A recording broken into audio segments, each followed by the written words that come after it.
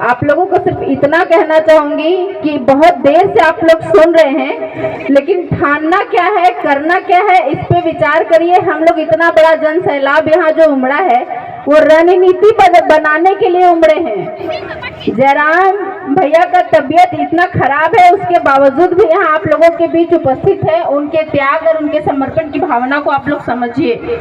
और दूसरा बात मैं कहना चाहती हूँ, शॉर्ट में कहूंगी कि 2024 में आप लोग विधायक और सांसद बदलने की क्षमता को लेकर के यहाँ अगर आए हैं तो रणनीति बनाइए कि कैसे बनाएंगे। हम लोग सिर्फ जयराम दादा को हम लोग अगर सत्ता तक पहुंचाना चाहते हैं तो हर एक विधानसभा में अपना अपना एमएलए चुनना होगा, जान रहे हैं ना। और अगर उनकी विचारधारा को हम लोग अपने ऊपर लागू करना चाहते हैं तो एमएलए को बनाने के लिए आपको अपना मुंह छोड़ना होगा।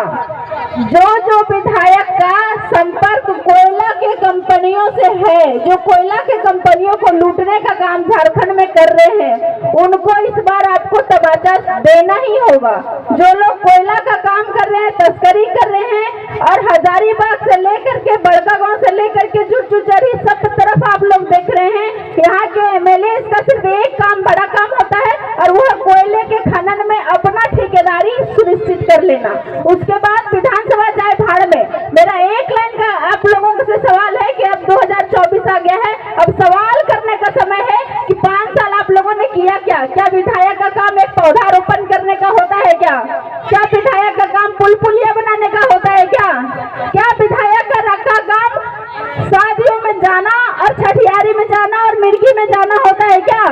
अगर ये एमएलए का काम होता है तो हम लोग भी तो जाते हैं, फिर हम एमएलए क्यों नहीं बन सकते हैं? आपको इस बात का जवाब देना होगा। एमएलए का काम होता है नीति बनाना, झारखंड के इतने सारे जो बेरोजगार युवा हैं उनके लिए नियम बनाना। झारखंड विधानसभा में जब हमारे समय का आरक्षण कट रहा था तब आप सोए हुए थे, आपने आवाज नहीं उठाया, और जो आरक्षण कटने पे आवाज नहीं उठाता है वैसे एमएलए और एमपी का यहाँ पे कोई जगह नहीं है। और दूसरा, वो चुप क्यों थे? इस बात पे सवाल करिए कि वो चुप क्यों थे? क्योंकि वो बाहरी थे, आपके अपने माटी के नहीं थे। अगर आपके अपने माटी का बेटा विधायक और सांसद बनेगा तो विधानसभा में आपके आरक्षण कटने पर वो हंगामा करेगा, हल्ला करेगा और आपके हित का नीति और नियम बनाएगा। और इस बात के लिए आपको यह तय करना होगा, ये विधायक सिर्फ बनते हैं हम अपने काली कमाई को बचा सके। विधायक के पर्दे के नीचे हमारा जो इतना बड़ा काला कमाई का साम्राज्य है उसको हम बचा सके, उसकी ओर कोई आंख उठा करके नहीं देखे, इसलिए विधायक और सांसद बनते हैं। और इस बात को आपको समझना होगा। और जब तक आप ये बात नहीं समझेंगे, हम लोगों को ये भीड़ इकट्ठा करने से कुछ नहीं मिल जाएगा। मैं आप लोगों का मनोबल को तोड़ना नहीं चाहती हूँ। आज झारखंड अलग हुए 25 साल 24 साल हो गए ना, लेकिन मैं आपको याद दिलाती हूँ कि हमने उतना दिन से इन्हीं लोगों को तो वोट दिया है ना। 24 साल से वोट दिया, कभी बगावत नहीं किए। लेकिन अब एक लास्ट कहना चाहते हैं कि सच कहना अगर बगावत है तो समझो हम भी बागी हैं। सच कहना अगर बगावत है तो समझो हम भी बागी हैं। और इल्जाम चाहे जो लगा लो, हम सच कहने के आदी हैं।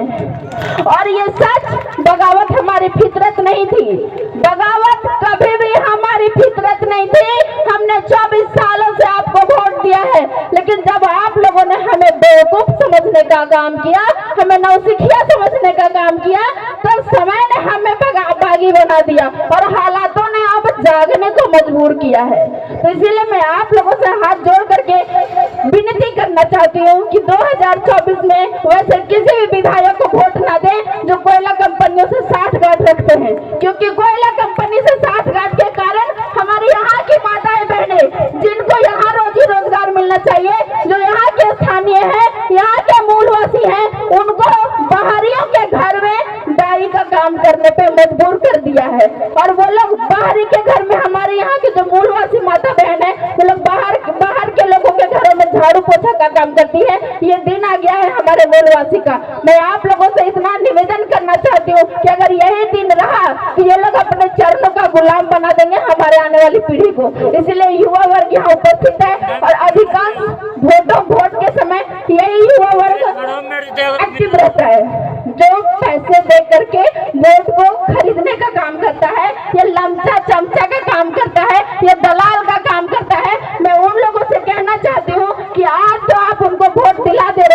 लेकिन कल आप ही का भविष्य गर्त में जाने वाला है। इस बात को आप समझिएगा। और बहुत बहुत धन्यवाद। क्योंकि समय बहुत कम है, मैं बोलना बहुत कुछ चाहती थी, लेकिन वक्ता भी बहुत सारे लोग हैं और हमें बहुत धैर्य से आप लोगों ने सुना, इसके लिए बहुत बहुत धन्यवाद।